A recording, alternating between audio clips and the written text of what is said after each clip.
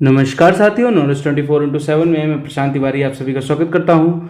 आशा करता हूं कि आप सभी लोग अच्छे होंगे।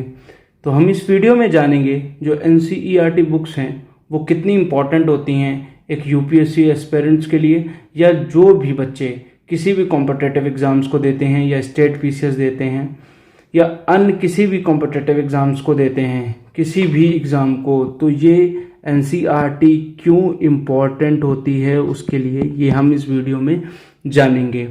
तो सबसे पहले तो आप ये जान लें कि जो एनसीईआरटी होती हैं वो क्यों हम सबसे पहले प्रेफर करते हैं कि एनसीईआरटी ही हम पढ़ेंगे, और एनसीईआरटी को पढ़ने का क्या राइट वे होता है। हम ये क्यों कहते हैं कि जो भी यूपीएससी का बच्चा प्रिपरेशन कर रहा है, यूपीएससी की प्रिपरेशन कर रहा है, कोई भी बच्चा जो यूपीएससी की प्रिपरेशन कर रहा है यूपीएससी की, वो क्यों एनसीईआरटी पढ़े। एनसीईआरटी को ही क्यों हम बेसिक प्रेफरेंस या सबसे पहली प्रेफरेंस इसलिए देते हैं क्योंकि ये एक बेसिक बुक्स होती हैं जो हमारे कॉन्सेप्ट बिल्डिंग में बहुत काम करती हैं। ये हमें कॉन्सेप्चुअली बहुत स्ट्रांग करती हैं। और जब हम यूपीएससी की तैयारी करते हैं तो अगर हमें ज़ीरो से स्टार्ट करना होता है किसी भी चीज़ को, तो हमें एनसीईआरटी पढ़ना पड़ता है। इसका मेन रीज़न ये भी है कि जो एनसीईआरटी है बुक्स हैं वो हमारी गवर्नमेंट ऑफ इंडिया से ऑथराइज्ड होती हैं। जितने भी हमारे सीबीएसई बोर्ड्स के स्कूल हैं, जहाँ पर आजकल तो यूपी बोर्ड में भी एनसीईआरटी बेस्ड किताबें चल रही हैं, तो जो गवर्नमेंट प्रेस्क्राइब करती है एनसीईआरटी वो बहुत इम्पॉर्टेंट होती है और ये हमारी कॉन्सेप्ट को बिल्ड करती है। बेसिकली होता क्या है कि जब हम किसी भी एग्ज़ाम्स को, जैसे यूपीएससी अगर हम देते हैं तो हम सिविल सर्विसेज के अलग अलग पोस्ट में जाते हैं, हम ब्यूरोक्रेट्स बनते हैं। तो एनसीईआरटी जो है, जो यूपीएससी है, वो किसी भी स्टैंडर्ड बुक को नहीं जानती, ठीक, क्योंकि वो उसको पब्लिश नहीं करती, वो पब्लिश करती है एनसीईआरटी को। तो जो भी वो अपना पेपर का पैटर्न बनाती है, वो एनसीईआरटी से बनाती है। और एनसीईआरटी से जो है फुली पेपर, ऐसा नहीं कह सकते कि अगर आप 6th के एनसीईआरटी पढ़ रहे हैं तो उससे क्वेश्चन नहीं आएगा, ये 7th के एनसीईआरटी पढ़ रहे हैं तो उससे क्वेश्चन नहीं आएगा। ऐसे क्वेश्चंस आ जाते हैं बेसिक पैटर्न से कि आप उसको समझ नहीं पाते हैं, आप चीज़ों को हल्के में ले लेते हैं। तो बेसिकली सबसे अच्छा फंडा ये होता है एनसीईआरटी पढ़ने का,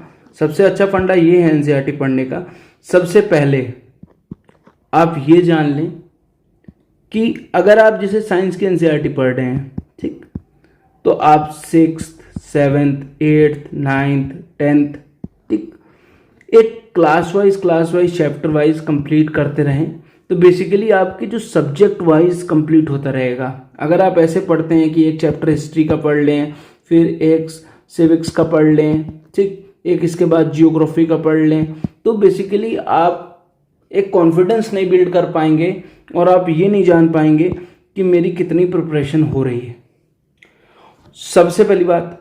और एक इम्पॉर्टेंट और बात है, जब आप किसी एनसीईआरटी के नोट्स बना रहे हों, ठीक है, तो एनसीईआरटी जब हम स्कूल टाइम पे पढ़ते हैं एनसीईआरटी को स्कूल टाइम पे पढ़ते हैं, तो हम इसको पढ़ते हैं केवल कि हम इसको पढ़ के जो है पास हो जाएं और हमें अच्छे नंबर आ जाएं। जब हम यूपीएससी या किसी भी कॉम्पिटिटिव या स्टेट पीसीएस या कोई भी एग्ज़ाम देते हैं तो हम इसको कॉम्पिटिटिव लेवल पर सोचते हैं, ठीक।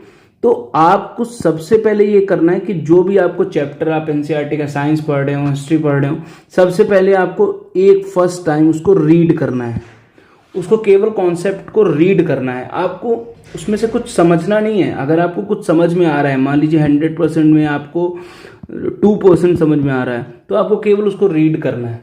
रीड करने के बाद जब आप दूसरी बार उसको पढ़ेंगे, जब उस सीरीज़ को ख़त्म कर देंगे, तब आपको उसके नोट्स, अगर आपको लगता है कि उसके नोट्स हमें बनाने चाहिए, नोट्स 2 तरीके से आप उसके नोट्स बना सकते हैं।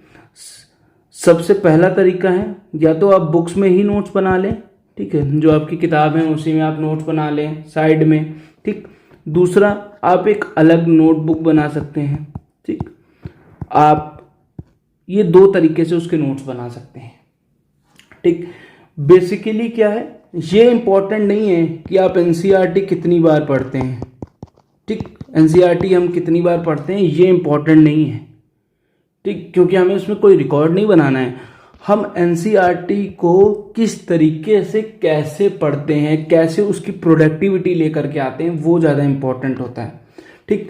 तो अब उस प्रोडक्टिविटी को हमको कैसे लाना है, जब हमको एनसीईआरटी एक बार, जब मैंने आपको बता दी, जब एनसीईआरटी आपको पहली बार रीड करना है तो हो सकता है उसको केवल रीड करना है, उसको आपको बहुत पूरी तरीके से दिमाग लगा कर समझना नहीं है। जब आप दूसरी बार उसको पढ़ोगे तो जो कॉन्सेप्ट हैं वो आपको क्लियर हो जाएंगे। जब आपके कॉन्सेप्ट क्लियर हो जाएंगे दूसरी बार, जब आपके नोट्स तैयार हो जाएंगे, अगर आप पढ़ रहे हैं, समझ रहे हैं, तो तब आप उसके प्रीवियस ईयर पेपर्स को जब आप देखेंगे, प्रीवियस ईयर पेपर्स देखेंगे, तो आपको समझ में आएगा कि इस पैटर्न से जो है, इस जगह से क्वेश्चंस जो हैं ज़्यादा फॉर्म हुए हैं, ठीक। जब उसको आप पढ़ेंगे तो उसको आप डीपली पढ़ेंगे, और जब आप देखेंगे, जैसे कुछ पार्ट्स ऐसे होते हैं, जैसे इकोनॉमिक्स आप ले लो, तो इकोनॉमिक्स में जैसे आपको मान लीजिए रेपो रेट पढ़ना है, ठीक है, रिवर्स रेपो रेट क्या होता है, तो आपको तो तभी पता चलेगा ना जब आप उसकी एनसीईआरटी पढ़ेंगे। तो एनसीईआरटी इज मोस्ट इंपॉर्टेंट, क्योंकि यह आपकी बेसिक बिल्डिंग को स्ट्रॉन्ग करता है, बेसिक बिल्डिंग को, ठीक। आपको ये हमेशा कहा जाता है कि आपको ये नहीं देखना है कि आपको थाउजेंड्स ऑफ बुक्स पढ़नी है, ठीक है, आपको एक बुक को 1000 बार पढ़ना है, ठीक। कॉन्सेप्ट क्लियर हो जाएगा अपने आप ही। आप ये मत सोचिए कि मुझे ये बुक्स भी पढ़नी है, ये भी बुक्स पढ़नी है, एनसीईआरटी की कंप्लीशन भी पढ़नी है, कई ऑथर्स की ये भी किताब पढ़नी है। आपको एनसीईआरटी के साथ एक आपको जो आपकी रेफरेंस बुक है वो आपको लेकर के चलनी है, चाहे वो पॉलिटी के लिए एम लक्ष्मीकांत हो, ठीक है, चाहे वो हिस्ट्री के लिए स्पेक्ट्रम हो, ठीक है, चाहे वो ज्योग्राफी के लिए जीसी लियोंग हो, कोई भी किताब आपको एक एनसीईआरटी के साथ लेकर के चलनी है। और एनसीईआरटी एक स्टैंडर्ड बुक है जिससे जो है कॉन्सेप्ट आता ही आता है। तो आपको सबसे पहला काम मैंने आपको बता ही दिया कि आपको रीडिंग बेसिस पे करना है। इसके बाद दूसरी बार आपको कॉन्सेप्ट समझने हैं, नोट्स बनाने हैं। नोट्स बनाने के बाद जब आपकी रिपीटिशन हो जाएगा तब आपको कॉन्सेप्ट को प्रीवियस ईयर क्वेश्चन से समझना है।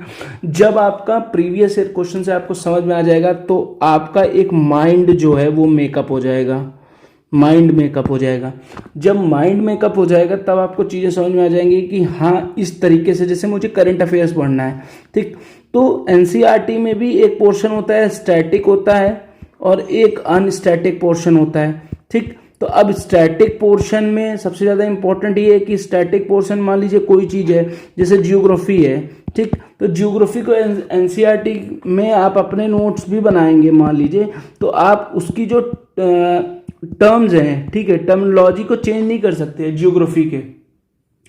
तो और जो आपकी अनस्टैटिक पार्ट है वो आप रिलेट कर सकते हैं करंट अफेयर से। मान लीजिए कोई भी टॉपिक ऐसा आएगा जो आपको लग रहा है कि हाँ ये करंट इवेंट में चल रहा है, ठीक है, तो आप उसकी बिल्डिंग कहाँ से करेंगे, उसकी जो बिल्डिंग है, उसका जो फॉर्मेशन है वो आप किससे करेंगे, वो आप एनसीईआरटी से ही करेंगे, बिना एनसीईआरटी के वो कंप्लीट नहीं होगी।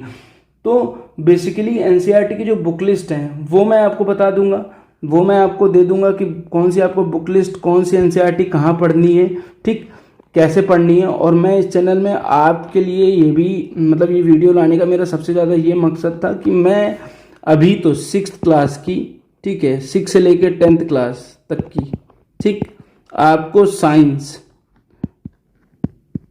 चैप्टर डेली बेसिस पे लेकर के आऊँगा, आपको पूरा कॉन्सेप्ट बताऊँगा, ठीक है, आपको चीज़ों को समझाऊँगा, जो नोट्स होंगे वो भी आपको बताऊँगा, और मैं आपको बुक लिस्ट भी धीरे धीरे आपको यहाँ से डिस्कस करता जाऊँगा कि मैं आपके लिए कौन कौन सी आपको बुक्स पढ़नी है, कैसे पढ़नी है, तो आप उसके लिए परेशान ना हो। और बस मैंने आपको जो ये की पॉइंट्स बताए हैं, सबसे पहला की पॉइंट्स कि आपको रीड करना है, दूसरा की पॉइंट्स कि आपको उसको फिर से ट्वाइस रीड करना है, ठीक है, 2 बार रीड करना है, और उसका रिवीजन इज मोस्ट इम्पॉर्टेंट। जब आप इसको 2 बार पढ़ लेंगे या 3 बार पढ़ लेंगे, रिकॉर्ड नहीं बनाना जब तक आपको कॉन्सेप्ट चीज़ें समझ में ना आए।